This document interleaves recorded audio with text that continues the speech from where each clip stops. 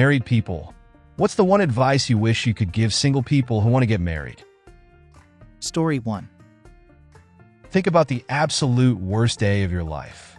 Is that who you trust fully to be there with you? Do you trust their discretion to make medical decisions for you?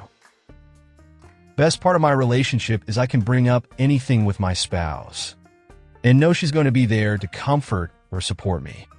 She may not understand exactly what is going on or know what to do to help resolve the issue, but she'll listen with an open mind, do her best to understand, and try to help when and where she can. When I got hit by a car and couldn't wash the lower half of my body for a while, couldn't bend over or raise my legs, she was right there helping me scrub my legs while I just stood there in shame and resentment of my inability to care for myself. But I was the only one who felt that way. She saw it as supporting her husband, who waited on her hand and foot while she recovered from surgery previously. When one of us is sick, we do everything we can for the other. If bolt awake from a nightmare from my PTSD, she's immediately there rubbing my back and comforting me. I can trust her with anything, and would low crawl through 25 miles of broken glass, lemon juice, sand, and salt to make sure she's taken care of and safe. Getting married in May this year. Worst day of my life was pulling the plug on my dad's life support, only a couple of days after my 20th birthday. The night I flew home from my birthday trip with my, at the time, boyfriend. Dad lost his battle against COVID, and to this day, it still traumatizes me.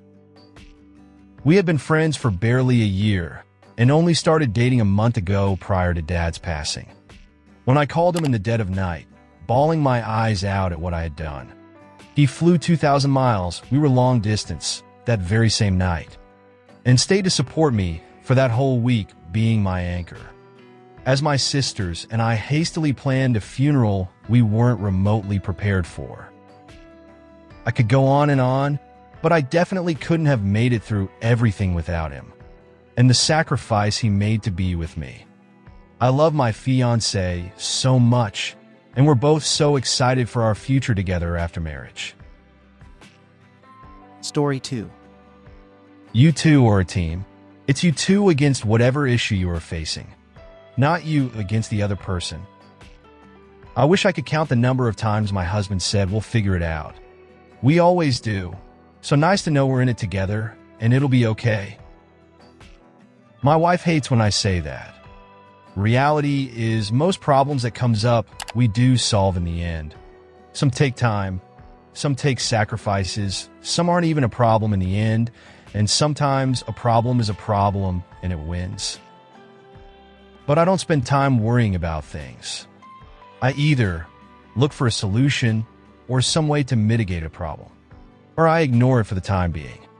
My response to everything is, "We'll figure it out." Every single time, she gets upset and tells me that's all I ever say. Truthfully though, there rarely is a problem that isn't fixable, and I simply don't worry. It's tiring though, having this conversation constantly. Story 3. Love is not enough. Make sure the person you are marrying has the same values and that you actually like them. I came here to say this, but for different reasons. Love isn't enough. Prove your love. Think of your relationship as two people keeping a fire between you going. It's the both of you against the long, dark night out there. Keep it or your relationship will wither and die. Sitting there talking about how much you love the fire, kind of just chilling and or going on cruise control, being casual with your partner full time, doesn't do beep all for the fire. If you love the fire so much, do something about it every day. Go gather wood or kindling, chop or split wood, stoke and blow into the fire, whatever it is that plays to your strengths. But you don't get to shut down or leave everything to your partner. You aren't roomies who hold hands. That's not what either of you signed up for with marriage. So you don't get to switch to that just because you think, even if subconsciously, you have them snagged now. That's unfair, and you don't have them snagged.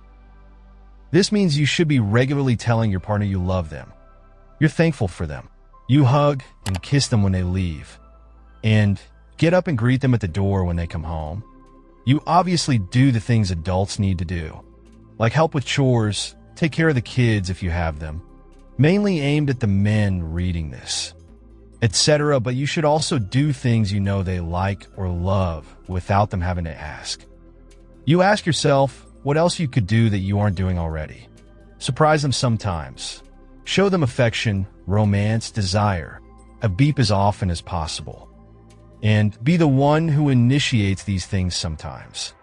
Mainly aimed at the women reading this. Put in the effort, or they might find someone who will. They deserve it. Story 4. You're not going out there to lock down someone to make you happy for the rest of your life. You're looking for the person who connects with you in such a way that you will both willingly grow together to become something bigger than the sum of its parts. That will create a happiness you couldn't have planned for. It's self-sacrifice to create something you love more than yourself with the person you love more than anyone else. I was a hopeless romantic my entire life. And even I was stunned by how incredible marriage feels. You shouldn't be trying to max out on temporary things like beep appeal, income, status, etc., because those things aren't what make relationships last through the reality of life, or transform you into anything better than you already were or weren't. Realistically, one of you will be wiping the other's base at one point in the future. You need to find that person and learn how to love everything about them. But the fact that my wife is the hottest person ever and the smartest and the funniest is something that everyone else will just have to contend with. Take notes. This guy is a straight liar. My wife is the hottest and the smartest and the funniest. Now you're a liar. The answer to all those criteria is clearly my wife. To be honest, I've tried all of these guys' wives. And while they're better than mine, still none of them seem like the best. The search continues. I also choose this guy's wife. Ogado beep. I don't know which guy's wife to choose. Story 5. Marry someone you genuinely like and who is your friend. Looks can fade, and beep is only one part of your relationship. But if you marry someone you truly like, you can get through anything. They're your friend and your lover. But they're also your co-parent, your business partner, sous chef, nurse, etc., etc., etc.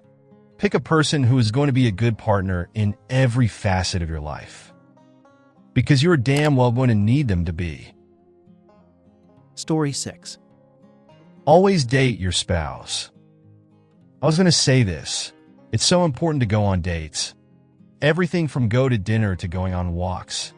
Also to make mundane tasks feel like a date. Going to the store?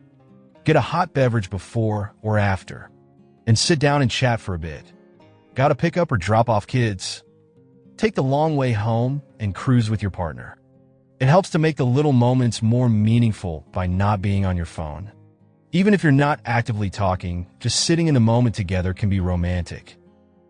If you enjoy our channel, we'd love to invite you to become a member. Joining is easy. Just click the join button on our channel homepage or beneath any of our videos. Your support means the world to us, and as a member, you'll gain access to exclusive perks and content.